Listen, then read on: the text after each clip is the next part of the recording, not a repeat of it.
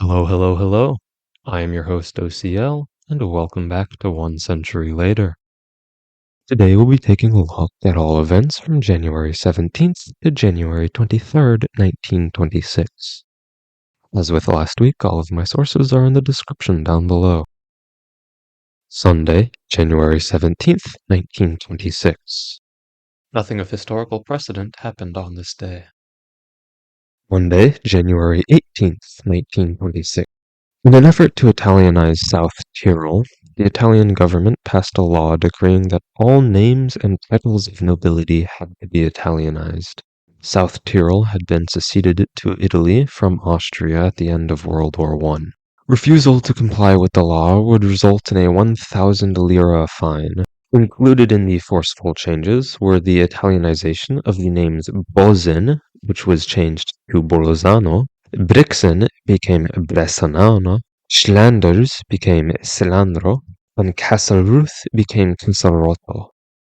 African-American civil rights activist Indiana Little led hundreds of black men and women on a march to the Jefferson County Registrar's office in Birmingham, Alabama, protesting the denial of their voting registration that had occurred a week prior. Little refused to leave the registrar's office and was arrested for disturbing the peace and released after posting a $300 bail. Miss Little would not be registered to vote until 1957. Tuesday, January 19th, 1926. Zhang Julin, the Manchurian warlord, seized control over part of the Chinese Eastern Railway, causing the Soviet ambassador to China, Lev Karakan, to issue a statement warning of serious consequences if the dispute over the two countries' joint management of the railway was not resolved. The Los Errantes gang of bank robbers stole 64,085 Argentine pesos from the Banco Central de la República Argentina in San Martín, killing one employee. The gang would escape Argentina and sail to France, where they would be caught and arrested in July. Also on this day, Arthur Harry Moore was sworn in as the governor of New Jersey. Wednesday, January 20th, 1926. Following the resignations of the ministers of the German National People's Party in protesting the Locarno treaties, the Chancellor of Germany, Dr. Hans Luther, formed his second cabinet with a coalition between the Central Party, the German People's Party, and the National People's Party.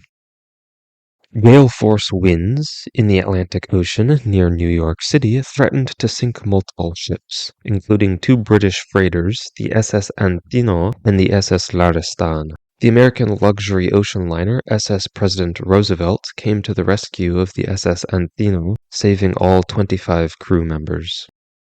Also on this day, Martin James Durkin, the man who had murdered FBI Special Agent Edwin C. Shanahan on October 11th, was arrested in Webster Groves, Missouri, after being recognized by a railroad ticket agent. Durkin would spend 28 years in prison before being released on parole in 1954. Thursday, January 21st, 1926. The Belgian Parliament voted to accept the Locarno treaties. Friday, January 22nd, 1926. The increasing violence in Manchuria between Zhang Julin and the Soviet Union led the Soviet government to issue a threat to the Manchurian government, seeking permission for the Soviet army to enter Manchuria if the dispute over control of the Chinese Eastern Railway was not resolved. Manchuria agreed to comply, and the Soviet-Manchuria railway crisis of 1925 came to an end. Saturday, January 23rd, 1926.